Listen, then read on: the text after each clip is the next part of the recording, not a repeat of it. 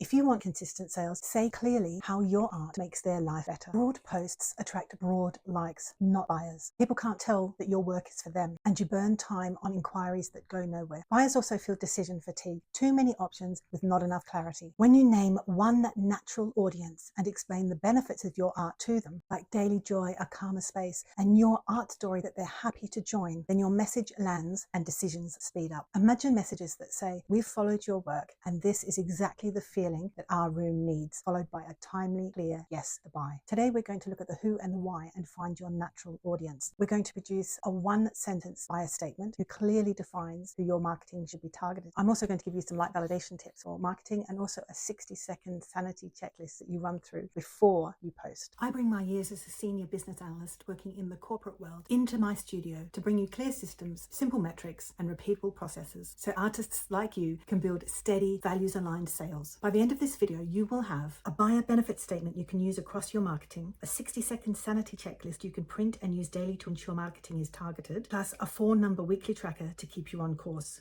So to start with, let's look at the who and the why of the buyer first principle. Who is your natural audience? That is the people whose spaces, stories, and timelines your work naturally fits.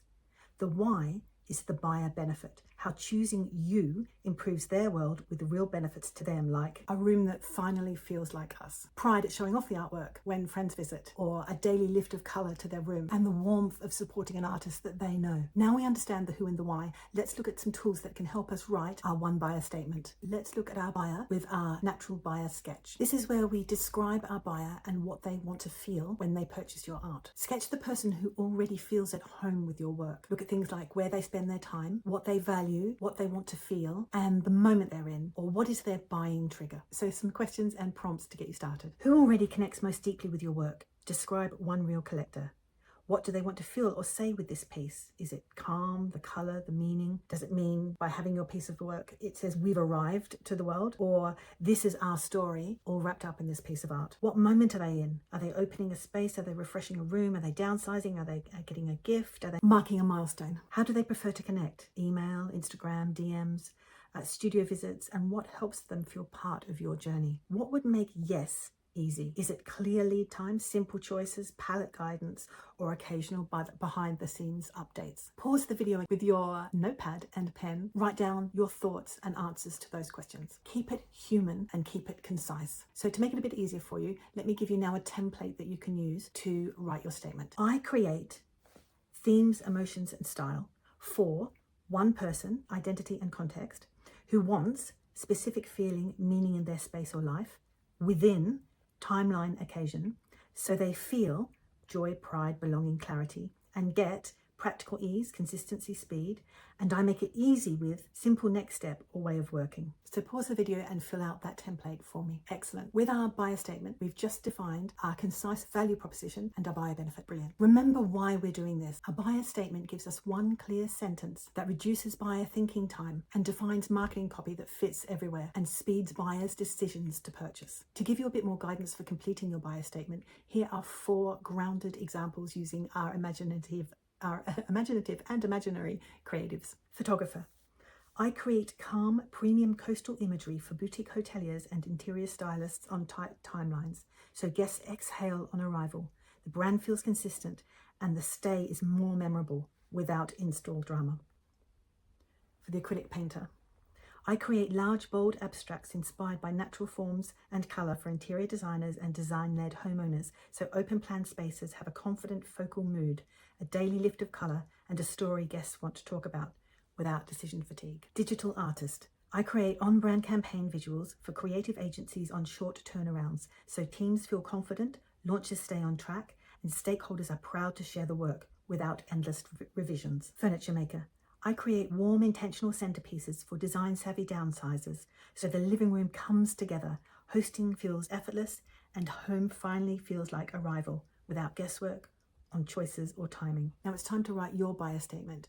pause the video here, grab your pen and notebook, and most importantly, remember to print out your buyer statement when it's finished, put it up in the studio somewhere where you'll see it all the time, and it will always act as a guide for you. Now let's look at some simple ways we can ensure that we are gathering the right information from our audience. First off, listen for any emotional language or practical needs that are expressed. Where you should be listening: emails, DMs, socials comments, and one-question polls, email opens, clicks, and replies, in-person phrases, and post-purchase follow-up. What to notice: phrases like, "We've been watching your updates for a while." This reminds me of, "We want it to feel warm or calm or joyful. Can we have it by such and such date?" So how to use this information that you've gathered from your audience. If the same need or benefit appears more than 3 times in your research, then you need to bake that into your buyer statement and make sure that it appears in the first line of any copy marketing that you do. Then update one piece of marketing copy, and that could be on your website, it could be a caption on a post, it could be the lead into an email newsletter, and watch for better inquiries, and then apply that across all your marketing. Here's a great tip: create a 60-second sanity checklist as a form of pre-posting quality assurance. Use this before you publish any marketing copy. Okay, so the 60-second checklist should go something like this. First off, buyer fit. Have I named or signaled my buyer audience or their situation? Use their words. Number 2 is outcome clarity. Have I stated the feeling or result and when? Number 3 is next step and friction. Have I named an easy next buyer action and signaled what comes next? So here is a complete example for you. For design-led homeowners refreshing an open plan space, I create bold, natural inspired abstracts for a confident focal mood that feels like us this month. Reply mood for palette options and simple next step. That sentence checks all 3 boxes.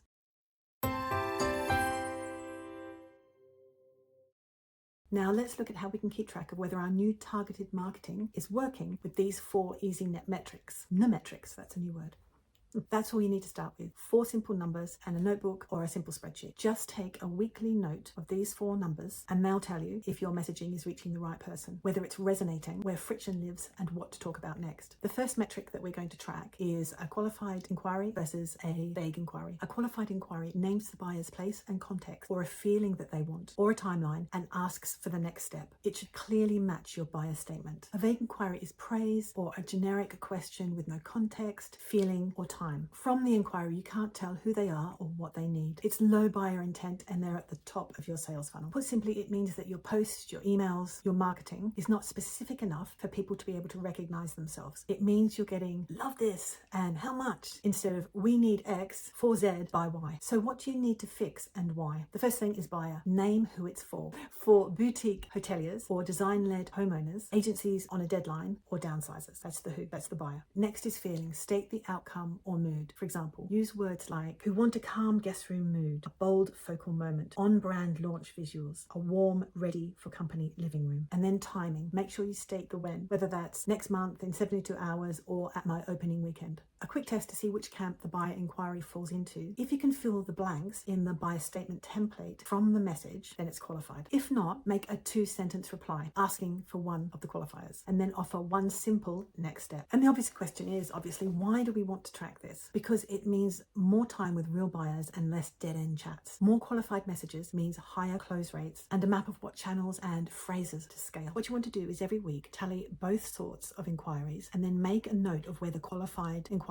are coming from, through what channel. If your qualified inquiries are low, then add buyer signal words to the first line of all your marketing copy and restate a simple, clear next step. If high, double down on the channels and the phrases that brought them. That way you're scaling what works. So the second metric is email opens, clicks, and replies. Emails tell you 3 different truths. Opens tell you if your subject line feels relevant and trusted. Clicks show you if your message created enough curiosity for the reader to take the next step. And replies show real fit and intent. Someone cared enough to talk back. We track emails because you own this channel and the signals are clean. The subjects that get open teach you which buyer benefits and moods resonate. Links that get clicked revealed which stories and calls to action actually moved people. Replies to emails are fantastic because they give you insight into buyers' language that you can then reuse in your marketing. Treat opens as directional and judge success by trend. Did this week's buyer benefit and timeline subject beat last week's? Place one clear link at the top and the benefit behind it to increase clicks. And a tip is to always end your email with a 10-second question to earn more replies. And a great example of this is, tell me which room needs a mood boost, living room or bedroom. Then save their exact words for future copy. This way you're always using the customer voice. Metric 3